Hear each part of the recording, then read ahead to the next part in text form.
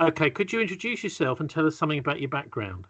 Yeah, my name's Mark Devlin. I'm a former club and radio DJ. I still do a bit of it, but for the last 10 years, I've been on a completely different path, which is researching what's really going on in this world. A lot of people would refer to it as truth, conspiracy type issues. This led to the publication of two books called Musical Truth, Volumes 1 and 2. And my special interest was coming to understand how the corporate music industry has been used for various nefarious aims over the decades, Okay, such so as look, before we talk about your red pill moment, which sounds like an interesting thing in itself, can mm, you just tell us about your days DJing and radio DJing? When, where, and when? well, all over the place, really, to be honest. I started in 1990, but I really got going in 1996. I got a radio show on Galaxy Radio in Bristol, in your neck of the woods. And that really kind of springboarded my career. Got a lot of club gigs in Bristol, and then I did a big one called the Forum in Cardiff, a night called Late Night Flavour. This was around 97, 98, 99, which were really the golden years for me in my career.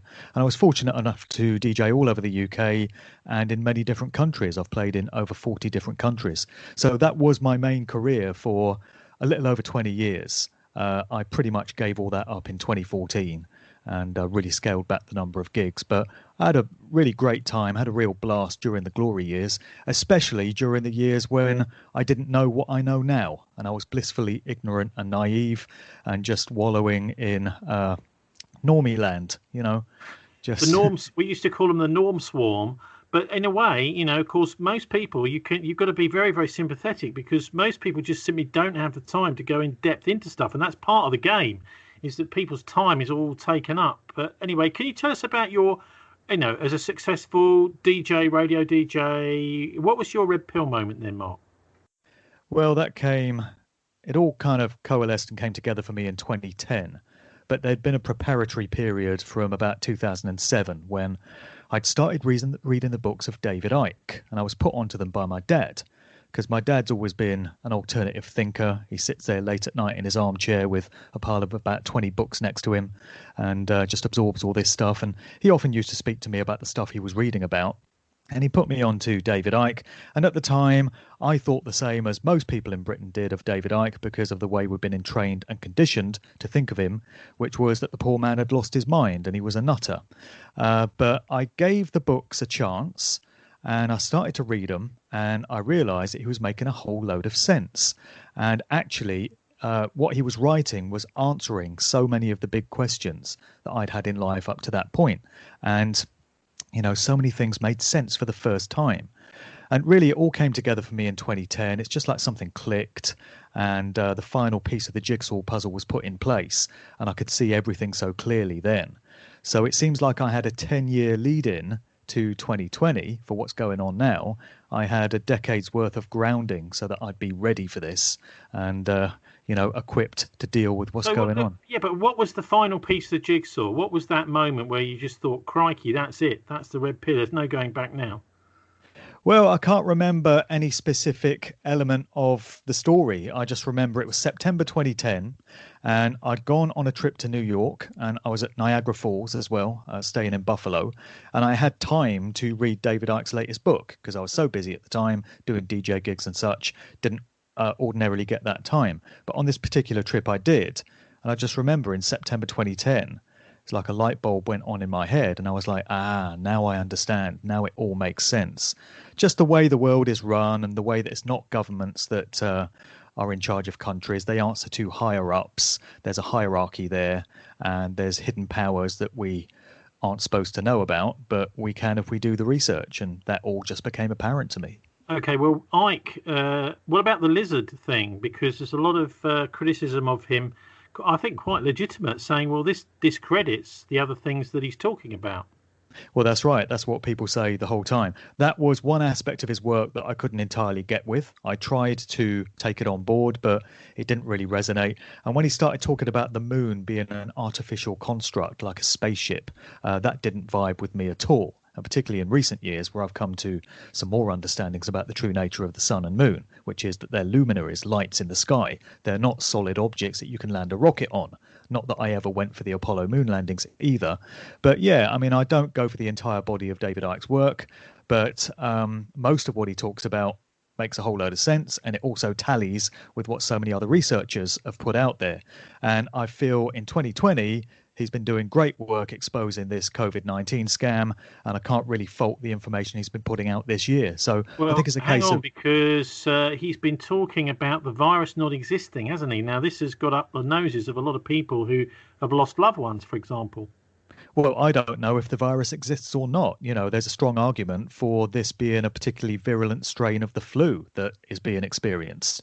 And, you know, we don't know for sure that there is such a thing as COVID-19. People are saying that it's not been isolated.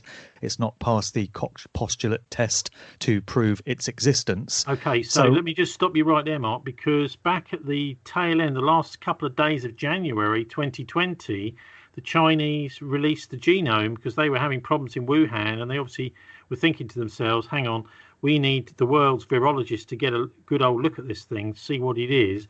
And so although maybe that hasn't been publicised much in the West, certainly much of the international press, and particularly in Southeast Asia, has fixed on that and saying, well, there it is, it's been published, the actual gene sequences of the virus. Right, well, I've not seen that. So even if there is a virus, the point is it's affecting so few people, and the death rate is just so minute compared to the overall population that clearly the reaction to it is out of all proportion. Okay, and there have got to be ulterior motives. Yeah, I mean, you're right. I think you're absolutely right. It's been a massive overreaction, particularly after the pandemic's finished. The idea, it seems to be, to kind of keep it all going on. So what do you think's the agenda behind all this? Well, it seems to be a fast tracking of what the so-called elites, elite ruling class, have wanted to bring in for so long, which is tied to Agenda 2030 coming out of the United Nations, absolute control and subjugation of all of humanity. Okay, so what is Agenda 2030? It's an idea, a concept for complete top-down control of human societies and a restructuring of the way that we live. Is very tied to what they refer to as human settlement zones, which involves these futuristic smart cities that they want everyone living in, which are going to be controlled by AI and closely linked to facial recognition and social credit systems, similar to what we've seen coming out of China. And a lot of it is being achieved under the guise of environmental issues. It's closely tied with what was happening last year with Greta Thunberg being wheeled out and talking about all these ecological problems that the Earth is facing if something isn't done. That's been used as justification for restructuring everything. And it's been really fast-tracked with this whole COVID narrative. It just ticks so many boxes on what they've wanted to introduce for so long. A cashless society would be one. We've seen the demonization of cash with this ridiculous idea that this virus can somehow live on banknotes, and so everything has to be done digitally and electronically to save us from the virus. And that's just one of so many elements that we're seeing rolled out. I mean, surely traditional medicine would teach us that, you know, bacteria and viruses could possibly be passed on through direct human contact. Say you sneeze or whatever, you pick up a £5 note, give it to someone else, you possibly pass the virus or a bacteria on like that. Well, there are many medical professionals and scientists who are disputing the regular concept of what a virus is. And they're stating that whatever this thing is, this disease, it's been misdescribed as a virus because a virus is not something that could be passed on from human to human. It's an individual process that takes place in the human body, and it represents the body purging toxins that it's taken in from whatever influences, and it's the body getting rid of this product. But I mean, I've caught the flu, I've caught a cold off people in the past. Why not now? Well, we don't know for sure that we're catching it off other people, do we? We might have been subjected to the same influences and the same toxins that have caused our bodies to have that reaction. Families getting ill at the same time could be getting ill from the same influences. Maybe it's food they're eating, maybe it's electromagnetic pollution in the home, maybe it's other things, and it's not it's not members of the family passing the disease on to each other. This is what many medical professionals are saying anyway, that are coming forward now. They're saying that our concept and understanding of what a virus is flawed. And, at best, we might be looking at something that's been mislabeled here. Okay, so this seems all to be changing with COVID-19. I mean, I can tell you, meeting my cousin a couple of years ago, he was being very apologetic, saying, "Oh, he's got a cold, stay away from me." But we were chatting, and I find out afterwards, "Oh, I've caught it." It certainly seems like there was something in the air. Maybe he's coughing or sneezing, and I caught something off of him, and that's the normal way people have been talking about this. But anyway, so look, where is this heading? That's the interesting thing, isn't it? Because it's not. I mean, I don't want to get too fixated on this virus, because the agenda which it's ushering in seems to be what this is really about, Mark. Well, it does. And things are just getting so ridiculous now, particularly with this absurd rule of six that we got introduced the other day. Incidentally, on the 9th of September, the 9th of the 9th, which are two inverted sixes. So you've got the three sixes there. They do love playing with their numbers, these people.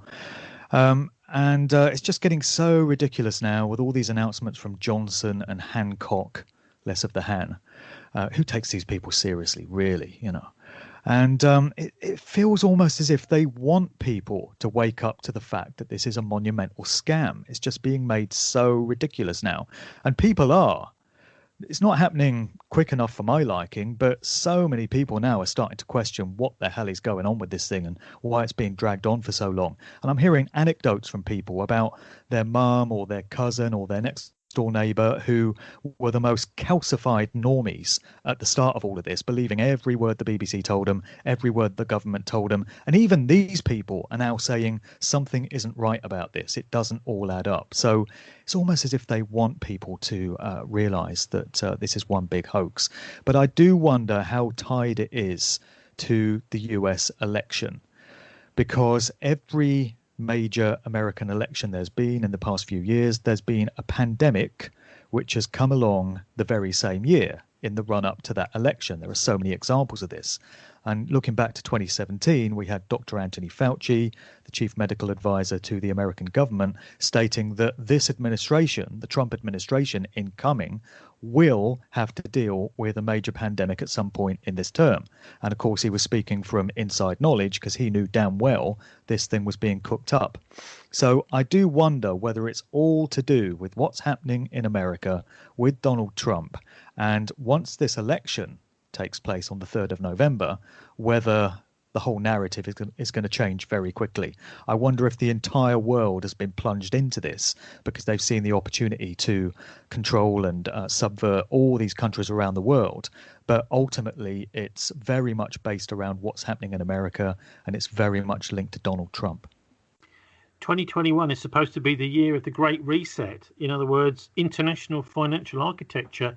It's all change, apparently. Well, apparently so. That's one side of the story that we're hearing. We're also hearing from the other side of things about the NISARA and GESARA systems, which are another type of financial reset, but one which is very much in the benefit of the public and the benefit of humanity, so we're told. So I don't know which way it's going to go. We've got two kind of opposing viewpoints being put forward here, depending on which faction in the scene you listen to.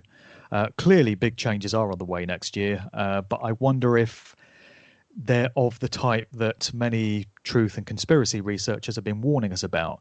We've been absolutely inundated with doom and gloom this year. Stories of when the 5G gets switched on, we're all going to bake in the radiation that will come from that. People are going to be falling ill.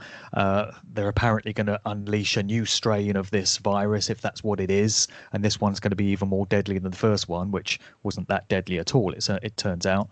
And then we're hearing all these horror stories about mandated vaccines, and you're not going to be able to get flights, and you're not going to be able to work in certain places until you've had one, and you've got to have a COVID passport and all this. But I don't know how much of this is going to come to pass, as opposed to just being fear-based propaganda to keep people in terror and keep people compliant and doing what they want them to do. I mean, there are some that say that the New World Order have overstretched themselves on this occasion, and actually it's ending up waking far too many people up for them to cope with. Yeah, they certainly have got audacious with this one, and it's not characteristic of them because I've been researching what this class does for the past 10 years, and they normally take very covert, sly, incremental steps. So they don't do anything too major in one go. They do it sequentially and progressively. And this is out of character for them because they've thrown everything they've got at us all at once. So it does seem to represent them either getting too audacious and too arrogant or getting absolutely desperate and fearing that too many people are going to wake up too quickly with the sharing of information that now goes on. And so they've got to put the final pieces of their plan in place very quickly. What do you make of Brexit, though? Because some people have commented, and this is quite true, isn't it, that basically we've had the deaths of tens of thousands of Brexit voters, basically the elderly people that voted for Brexit.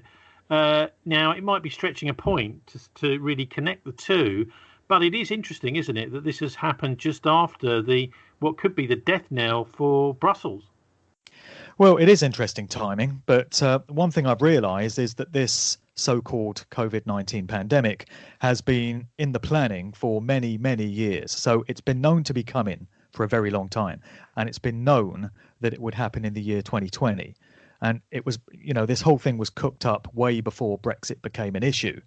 I've cited examples in movies and TV shows and music videos and magazines going back years and years and years, which indicate foreknowledge of a 2020 pandemic. So, this one is a long time in the planning. And if the Brexit issue ends up ticking a few boxes along the way, I think that's probably a happy bonus for them on top. That's the cherry on top of the cake for them. Anyway, Mark, it's been really interesting hearing your view on all this, but really I suppose main work so far has been dismantling some of the myths about the music industry.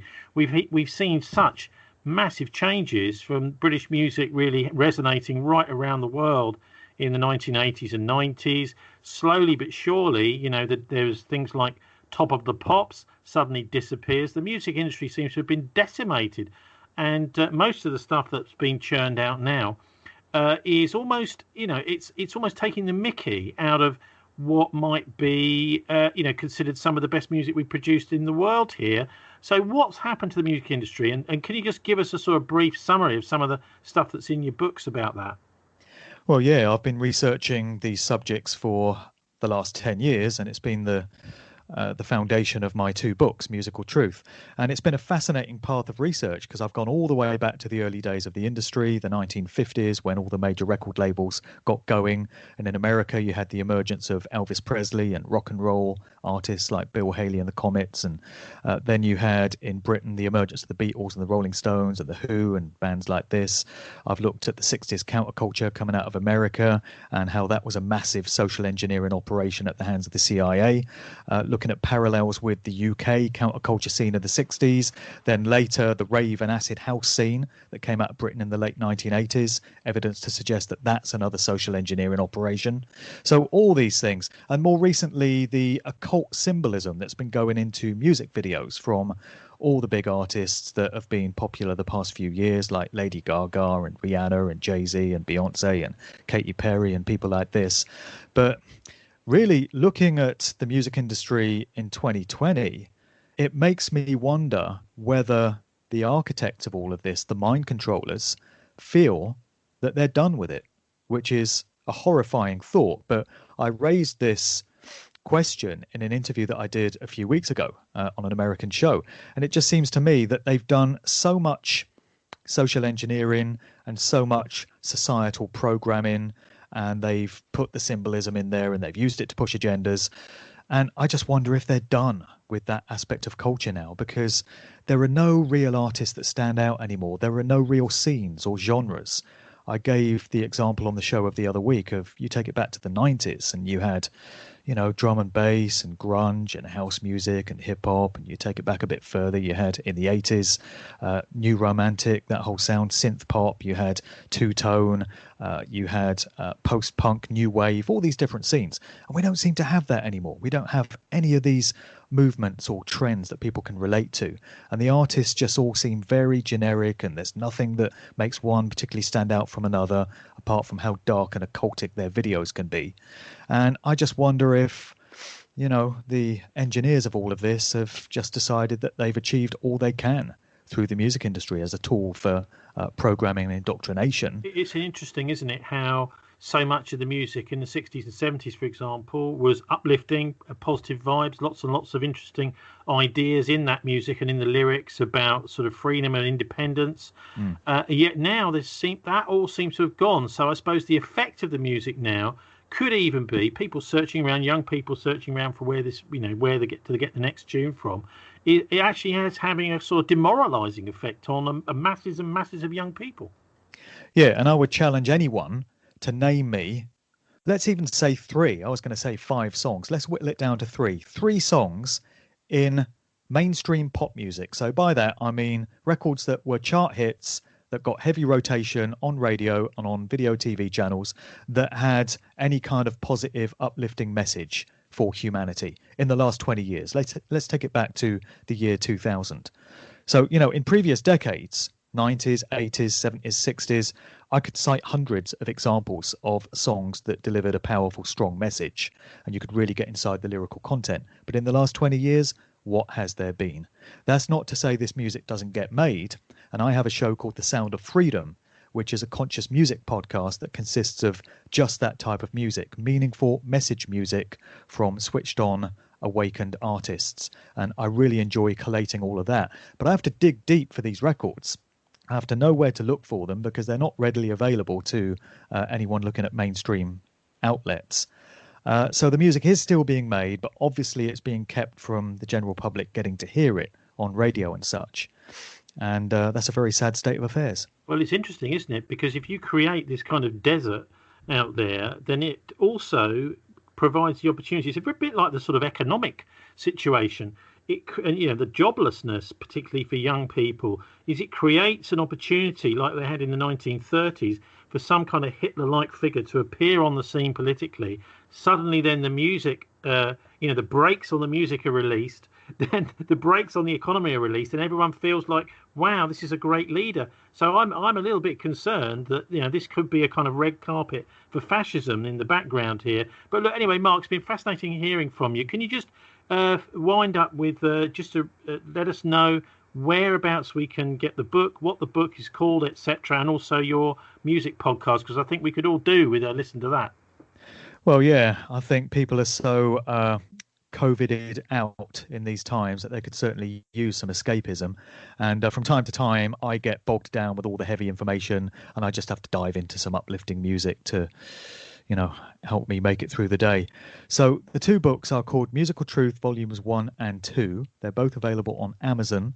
I've also just written a novel, a symbolic allegorical novel, which I put out this year called The Cause and the Cure. That's also on Amazon. But if anyone wants to get those books directly from me, they can drop me an email to markdevlinuk@gmail.com, and I can send out the signed copies. So the Sound of Freedom podcast is on my Spreaker and my Mixcloud pages. So if you just type in my name to either of those, you should find that. I'm just restarting another show called The Sound of Now, which I used to put out on an FM radio station based in Oxford, but I've been off that station since July. Was it something I said? And so now I'm putting these shows out again on my Spreaker and Mixcloud platforms. And these consist of positive, uplifting, soulful house music, which is a genre that really speaks to me and really helps me through these difficult times. I hope that has an effect on other people in a similar way. And really, for most of this year, I've put the music research on hold because with all this coronavirus nonsense and all this stuff jumping off, I've really felt the responsibility to put all my efforts and all my time and energy into exposing this massive scam. So pretty much all the videos I've put out this year have been on that subject. Very soon, I do want to get back to writing Musical Truth Volume 3, because I've got a whole load of things I still need to say and put out there. But my YouTube channel is called Mark Devlin TV. And I put a new video out every weekend, just giving my thoughts and reflections on where we're at with this whole mess. And I try to deliver an uplifting message each week as well. I don't always find myself in that frame of mind, but if there's positivity to be found, I convey that to people, because there's enough doom and gloom mongers out there telling us we're all screwed and there's nothing but dread and terror in the future. Well, I don't want to add to their number. No, definitely not. Actually, I think in a way, there is definitely the light at the end of the tunnel is coming closer as the New World Order start to make blunders. I mean, I think that's going on at the moment, and they're overstretching themselves. So, also, what about the actual COVID tunes? Because I've come across one or two, Mark. Is there anything you could recommend, specific songs that have been made in the COVID era to express people's rather cynical attitude towards some of these silly rules like mask wearing and that sort of thing? Well, I would direct people to Media Bear on YouTube. If you go to the Media Bear channel, they do spoof songs which are devastating satire of this whole thing. So they did a cover of Men Without Hats, the safety dance, and they called it the safety mask. And they've got lyrics like, wear a mask if you want to, or you can leave the mask behind. And they're just mocking the whole idea of mask wearing and how stupid the whole thing is. They did a cover version of I Wear My Sunglasses at Night, which they called I Wear My Face Mask in the Car. And that's got lyrics like, I wear my face mask in the park so I can placate all the Karens in the park, and so I can virtue signal in my neighborhood. So the guys putting these videos together, they understand what's happening, they know the score, and they're just putting it into this absolutely stinging satire. And what's the other one they've got? Oh, they did a cover of Queen, We Will Rock You, but they called it We Will Mock You. And so they're having a go at these Karens that are spreading their fear all over the place. They have a go at Joe Biden. They go in on mask wearers, So Media Bear on YouTube, that's great. And then if you want some really hard-hitting conscious hip-hop, there's a dude called Diesel Automatic, and that's spelled D-I-S-L Automatic. Look him up on YouTube. He's done a few tunes about COVID, and he pulls no punches. Mark Devlin, hope you don't get demonetized. You haven't been demonetized yet by YouTube, have you? Well, funny you should say that. I had my first strike just today, and God. they've warned me that 2 more strikes and I'm off, so it's probably going to happen. I've been preparing myself for this for some time. I've got all my videos on BitChute, so if it happens, it happens. It's happened to everyone else, so why wouldn't it happen to me? Yep, and also, of course, you can't be allowed to actually make a success of cheering people up in this crazy new world. Anyway, Mark Devlin, thanks very much for joining us. All right, thanks a lot, man. Cheers.